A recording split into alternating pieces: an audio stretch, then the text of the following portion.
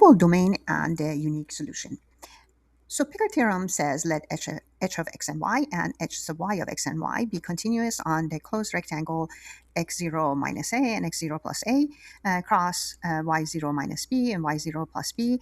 And this is both intervals are closed, and this makes it a closed rectangle. Then the initial value problem y prime equal to h of x and y of x naught equal to y naught has a unique solution for x in closed interval x naught minus s and x naught plus s. So s is basically place this interval inside the original x interval of the rectangle, and it makes the solution work for a smaller interval, possibly. Now, suppose we add the following conditions to Picard's theorem. Y equal to f of x is an elementary solution obtained by solving the initial value problem, and h of x and y and h sub y of x and y are both elementary and continuous at all points x and f of x, where x is in domain of f. Then we want to show that y equal to f of x is the unique solution on the entire domain of f, even if this domain extends beyond the closed interval x naught minus s, x naught plus s.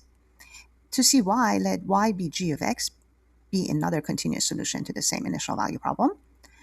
By uniqueness, f of x is equal to g of x for all x in a closed interval x naught minus s and x naught plus s for some s.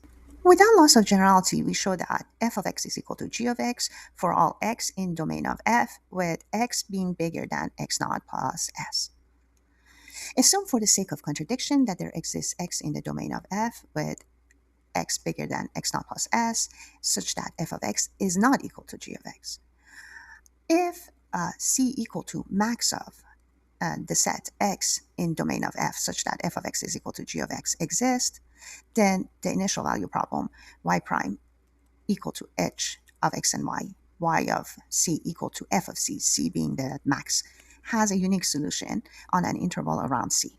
Therefore, f is equal to g on an interval around c, which is contradicting the definition of c, because then there will be points larger than c that make that condition true. If such a maximum does not exist, then c equal to minimum of the set x in the domain of f, such that f of x is not equal to g of x, must exist. However, this is impossible because f and g are continuous. We have that limit of f of x, x from x to c from the left is equal to f of c, and limit of g of x, x approaches c from left, is equal to g of c, while f and g are the same for all x less than c. Therefore, f of c has to be equal to g of c, which is a contradiction. Therefore, f is equal to g on the domain of f. Can we tell how large the domain of the solution is without solving the initial value problem? In general, the answer is no. However, in some cases, we can.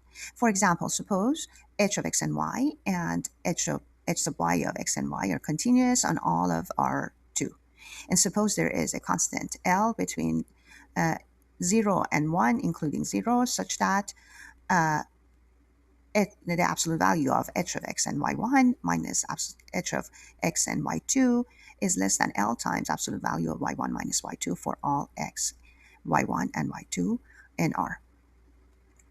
Then the solutions cannot separate from one another too quickly, and the existence and uniqueness theorem can be applied repeatedly. As a result, the solution can be extended as long as it remains finite.